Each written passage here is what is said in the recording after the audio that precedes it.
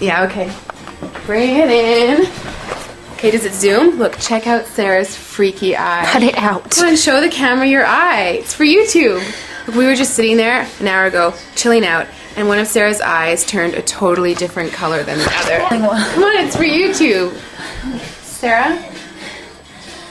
Sarah, you okay? I was just kidding. What's happening? Sarah?